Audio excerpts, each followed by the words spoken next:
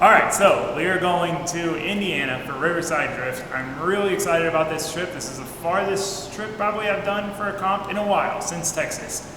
And it should be a fun trip overall. We're taking a different approach to this trip, and I'm excited for it. We got the new truck. This is normally something I would dread, worried about the truck breaking down or having issues on such a long drive, but with the new truck, I'm stoked to get on the road. So I wanted to show you kind of what all goes into going on a big trip like this. There's a lot of planning, there's a lot of time involved before and after the trip, and it starts here in the shop. So we got the LCN on the lift, and we got a couple things to do to this thing like we pretty much always do. No matter how much we do, there's always a few things left to do. Yesterday we didn't think there was anything left to do, and then this morning I thought of things to do. So we've done a lot to this car before every round. The whole car needs a refresh. I can't say the car doesn't need anything. The whole car needs to be rebuilt. It would have been rebuilt in the off season if we weren't building a new car, which was supposed to be done, and yeah, one of those things. But that being said, we have been making small upgrades, and she just came off having a really good showing at Clutch Kickers. I mean, we made it as far as we could before the event got shut down. So she's in good spirits, but there's always improvements to be made. So we're gonna make a couple of improvements, and then we'll get on the road and show you kind of what the trip's like. It's about a 13-hour drive, which with the big trailer and stops, even though we cruise at 75, it's probably gonna end up being 14, 15 hours. So first thing we need to do, basically both things to do with the nitrous. These are things that we wanted to do before originally, but we ran out of time when we threw this nitrous kit in an afternoon. We need to add a pressure sensor so that we can see when the bottle's getting low. We can see what the pressure is, we can data log it, and we need to add a bottle heater because I don't know what the weather's gonna be like up in old Indiana. We're in Florida, it's always hot, you don't need a bottle heater. We might need one there, so enough jibber jabber, let's get to work.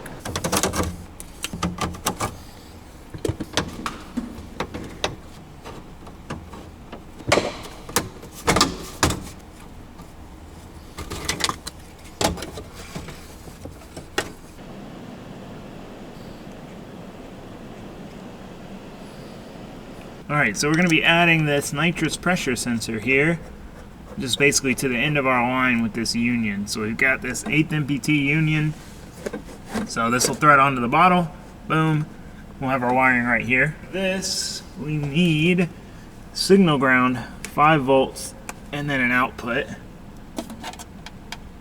and then an input to the ECU. So this is going to be our input, signal ground and 5 volts. I've got to grab off the poly power harness back here somewhere. The wiring on this car has turned into a bit of a mess over the years, just with adding and changing stuff so often. So we're gonna tap into those wires there. Our biggest struggle right now of working half in the garage, half in the shop is no workbenches. That's really the toughest thing. One, we got no workbenches. Two, we don't have the tools out here, so we just gotta grab what we need and bring it with us. But the lack of workbenches, that is probably the most important thing you can have in a workshop. The dang old workbench.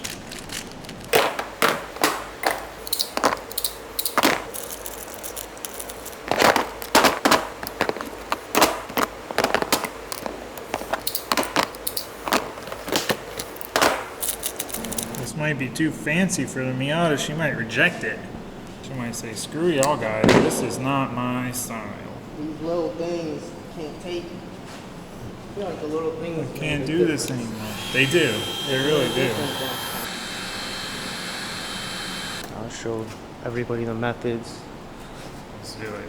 Yeah, our professional method.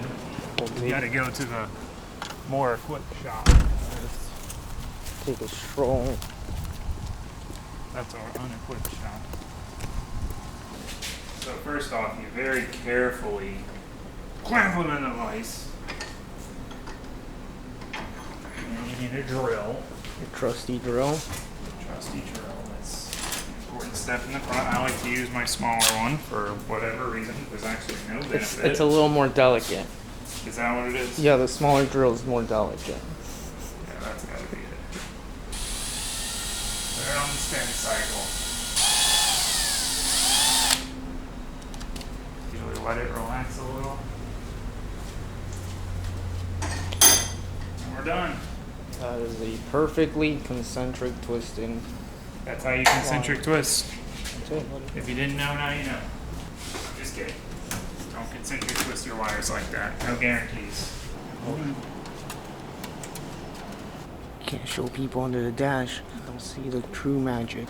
All right, so one of the things we added, we got our sensor wired in. Where's the plug? Here's the plug. Boom. So a 5-volt ground signal. We'll have to set it up in the ECU. But we also got a USB bulkhead on our tombstone here. So I got these for the vet. I want to say they were on Amazon. It was like 1 for $20 or 5 for $30 or something. So I bought the 5-pack. I only need 1 for the vet, so I might as well use it for this.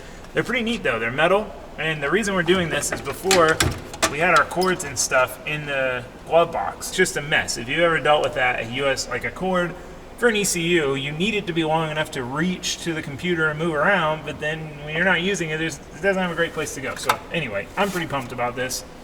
We're gonna put the PDM on the bottom, ECU on the top. Don't forget that, Josue. There will be a quiz later. ECU on the top. Got it. Do you have it? I think so. 50-50 shot. So the one thing I do need is a USB cable with a plug on both sides. I have this adapter instead, but that's the one thing I'm missing. I thought I ordered one for the vet, but I did not. It's probably like, oh, I don't need it yet. I'll order it when I need it. Turns out I need it. All right, so we'll connect to the ECU first. Oh yeah, it was fast this time. Okay. All right, we're connected. 74-degree air temp, 13 psi of oil pressure. Oh, save this file. Tune working after clutch kickers. Round 2, top 8. Okay, disconnect from that. Why does it show 12 psi of oil pressure, sir? I don't want to talk about it. And we're connected here.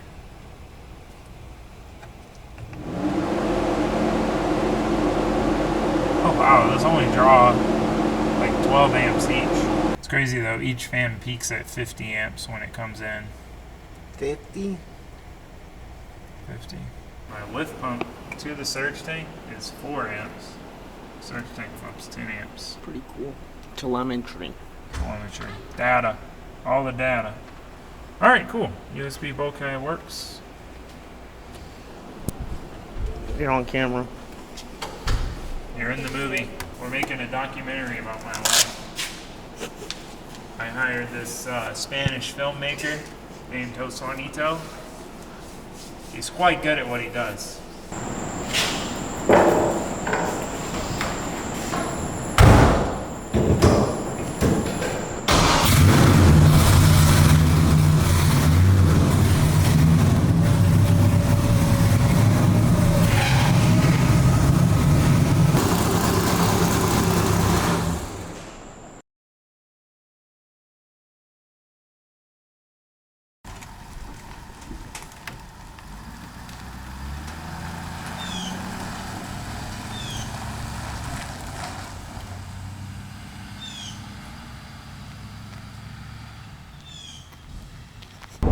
Got bumps. We got First big break. That's the port.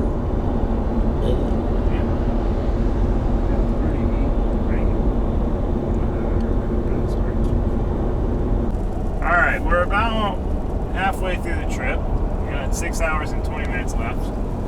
Normally we drive all the way there, but since we're getting there a day early, we don't have to.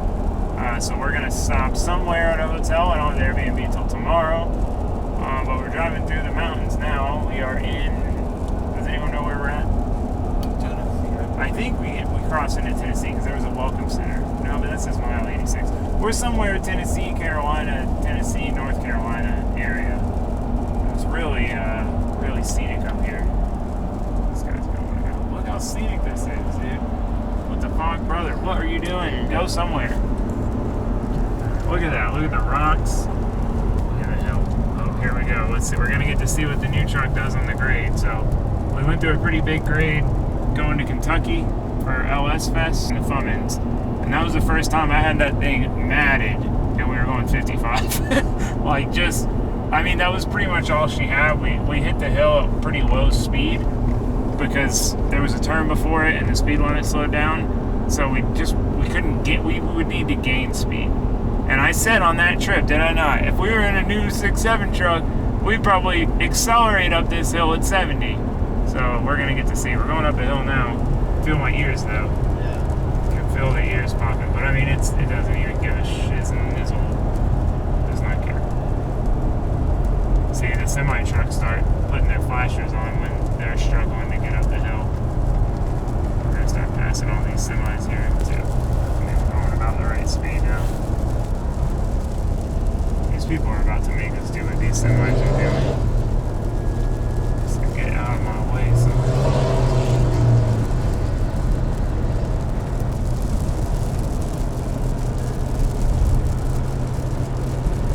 That's the worst. Because someone in a vehicle that could easily pick their speed back up on this hill wants to get by you, you get shafted. Alright, we stopped at a hotel about an hour and a half from the track. Midnight last night? And now we're almost to the track. Look at these fields of things. I don't know what this is. What is that?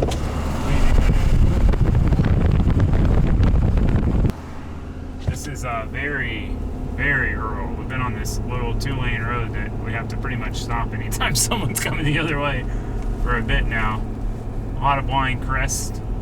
It's, I would hate to have a toter at this moment in time. It's okay. We're listening to Siri. I mean, this is a very pretty area. Look at this old farmhouse. Some of you are going to be like, yes, we see this all the time. This is new stuff for us. There's some hay bales. Trailer's complaining. Yeah, this is there's a lot of burnout marks. There are actually. People out here like to party, apparently. This would be a good place to come out and party. But anyway, we're almost to the track. Get there, get unloaded. So today is Thursday. Today is just like a practice day, extra practice day or something. Not really sure. And then tomorrow's practice. Saturday's practice qualifying 64, and then Sunday would be practice in top 32 if we make it that far. So let's get there, get unloaded, do some skid racing. All right, we made it to the track. Got the trailer unhooked, car unloaded. So the track we're driving is over there, but they're doing some work on it, I guess. So we're here a day early, and they set up some other track over here for us to drive. This place is interesting. Real rural, middle of America. I like it. So that's an old airstrip that we're about to go to, and there's some sort of track on the airfield. Pretty neat. So we're all done. Let's say we're going to drive the truck over there. I'm going to drive the Miata since it is street legal.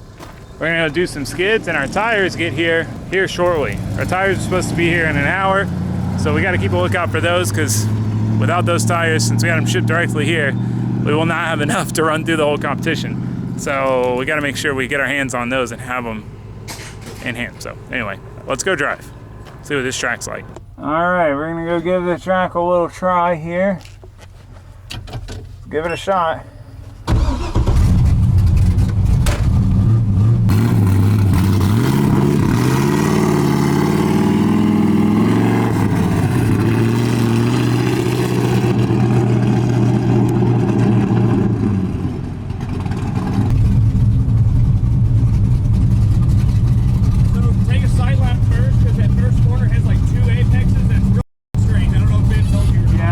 I haven't seen it. Yeah, you're good.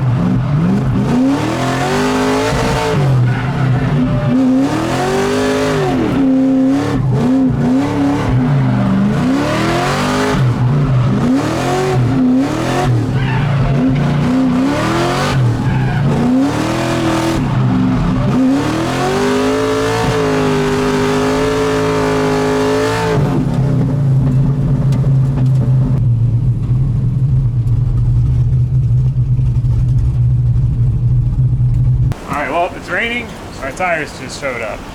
We had to get them shipped directly to the track because I was the last minute wary on ordering them. But they're here. We've been waiting for them before we leave to go to our Airbnb. All right, tires acquired. 20 fresh 225 Nitto NT01s. If you didn't know, this is what we run on this car. It is a tiny tire in comparison to what a lot of these guys run. 285s, big sidewalls. But this tire is magic, man. They make great tires in general, but this one just punches above its weight. It is a tiny tire in comparison, and as some of you may know, this thing's pretty quick, and it hangs in there with some fast cars with a lot more power and a lot bigger tires, but it's quality, not quantity, right? So anyway, that's good. We got tires. I think they're going to be mounting them tomorrow. There's supposed to be someone here to mount them, I hope. We have enough to get through tomorrow, really, and maybe even Saturday, probably, depending on how much practice time we get. But we definitely would need them to get through the rest of the weekend, assuming we do well. That's always a struggle, right? I gotta have these tires or I won't make it. It's like getting knocked out first round anyway. You're like, I didn't need them. So hopefully that's not the case, but we'll see. So yeah, we're gonna go to the Airbnb. It's not gonna stop raining. I think driving ends in like 30 minutes. All right, we made it back to the track for day 2. The pits have completely filled up. People are pitted up there. I thought about pitting way up there, kind of all by our lonesome, get a nice pit spot instead of pitting kind of in the midst of stuff. It usually pans out better, but the truck is muddy. We're loading up wheels and tires to go run them over to get mounted since we got our tires yesterday. Normally I mount at home myself because I have a machine, but in this case, we got to pay to play, get them mounted at the track, but should have all the tires we need. This nice gentleman offered to let me use his tire machine that he has in his trailer, but I don't want to break it. Mounting all these. All right, we're doing a track walk. Everyone seems to be doing track walks. That's kind of important at a new track. We'll go through the layout, but it's definitely considerably bigger than it seemed. I thought our gearing would probably be about perfect, but seeing the size, it's a good bit bigger than the turns at the Freedom Factory. So our gearing is going to be short. I can almost guarantee it. It's going to be a little short. Fourth will be way too long. Potentially. Should be all right. We'll be able to make it work, but not the optimal combo. Would have been nice to have the vet. This would be a good layout for the vet. Good first layout, but hey, it's what happens when you're slackers. You're trying to build it super right the first time. So anyway, let's go do a little run through the track. It's a pretty long track, and from what I understand, the majority of the surface to here is very demanding on tires. So luckily we got a shipment of 20 of those Nittos. Otherwise, I'd be getting a little concerned that we wouldn't have enough tires to make it through this deal. All right, so I believe starting line somewhere right here, right around here. So we're gonna run up. Pretty good sized run up, very wide run up. I would guess this is our initiation point, latest initiation point. So you'd enter here. The outer zone doesn't actually start until all the way over here. So I'd assume you can kind of run a narrow line out to it. That's kind of odd. But pretty big box for the outer zone. So don't have to risk it for the biscuit to be in here getting decent points, I would think. Don't necessarily have to graze the wall. The wall's not perfectly round, so you definitely don't want to try to ride it. That can get hairy. So we'll come through that outer zone. Then we've got a front clip here. You can see that's essentially the edge of the track. Front clip here. And then another front clip here. So it'll be clip. And this will probably tighten up a bit. And then you'll have to pick speed back up coming this way. Hit this. I would assume this is a touch and go. It might be a whole zone. Probably a zone here. And then you would flick back here into this turn, which from what I understand, it grips up here considerably. So into this turn, it kind of digs down and is banked. And then this outer zone here. And then I would assume the finish is either here or up here. I would assume the finish is before you get to the bank. This is a cool old track though. Take a look at this. Very, very, very steep bank. Significantly steeper than OSW or the Freedom Factory. You got trees right along the side of the track.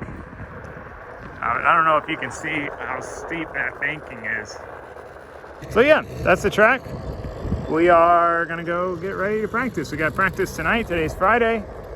We got a few hours of practice. Probably not gonna get a ton of runs because of how many people there are. We got 80 some odd drivers, and then we'll see what tomorrow holds. But let's get ready and go practice. Try this out. All right, we're going out for our first practice lap. It doesn't look, based on watching people drive it, is power hungry as I feared it, gearing hungry as I feared it would be. I think we'll be okay in third.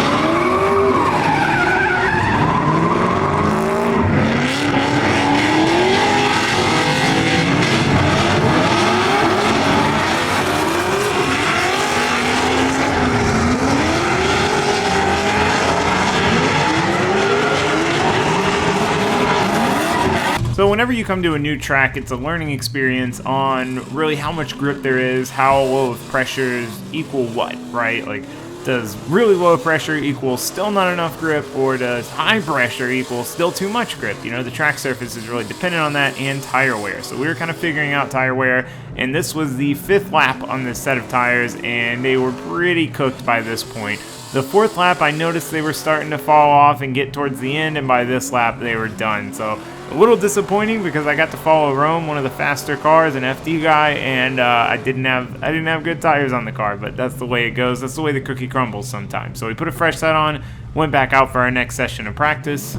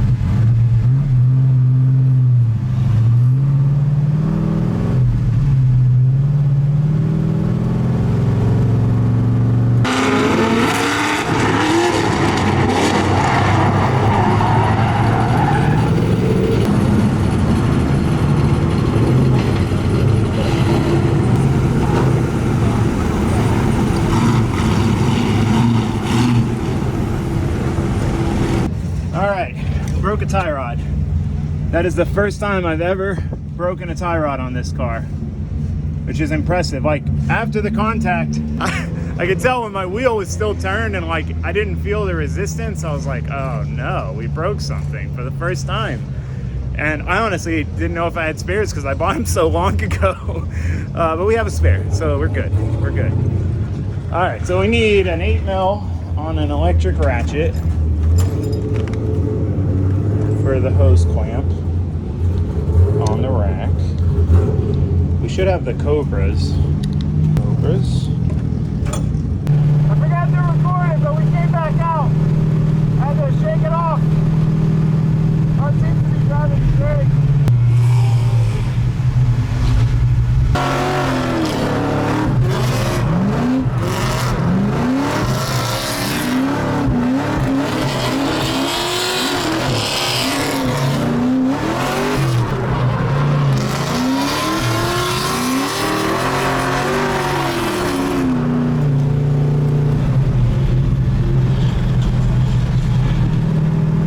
All right, we made it back from the track. End of day 2, technically. Tons of practice today.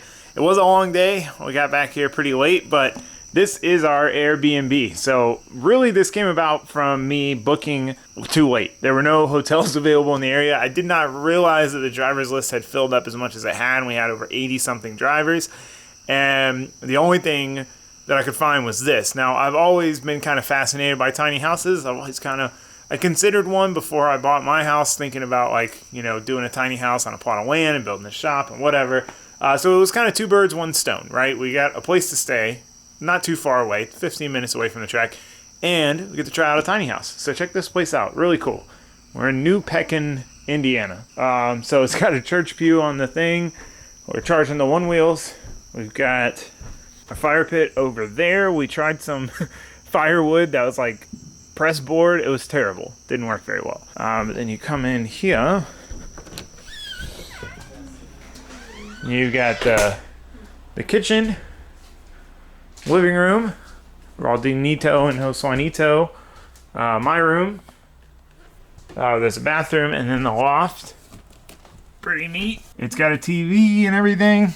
So pretty neat place. I'm pretty pumped on it. So overall, I am ecstatic with how much seat time we got. Like, blown away. Luckily, we ended up bringing enough tires. Normally, I'd only bring as many tires as I could mount, and I mount them at home. But since we had them shipped to the track, we ended up with the extras because we had ones on the wheels, you know, like half the wheels full, and then another 20. So I still tried to be conservative. It's hard to just go blow through tires, but man, I could have gone through another set or 2 in practice. Bending the tie rod or breaking the tie rod was a little rough, but luckily we got it fixed. We had a spare. It was no big deal. We just can't bring another one. We have minimal spares in the suspension department for that car. So I thought we were out. I thought it was a control arm or something, but somehow it drove back to the pits. I don't know. But anyway, I just want to say a huge shout out to, you know, the Riverside staff and organizers. Like, this event has been amazing. Like, the amount of seat time. I know I say it, but like, comps and seat time are not synonymous. Normally it's a comp. There's so little seat time. Like, I would be happy if I came up here just to drive for fun and there was no comp involved. So anyway, I'm pumped. It was a great day. Car feels good. So tomorrow we've got a whole day. We got practice, qualifying, and top 64. And I'll imagine we'll have a full bracket, no buy run. So should be an interesting day. But for now, I'm going to go ahead and end it out here. We'll pick this back up in the morning. Thanks for watching. Thanks for subscribing. Goodbye.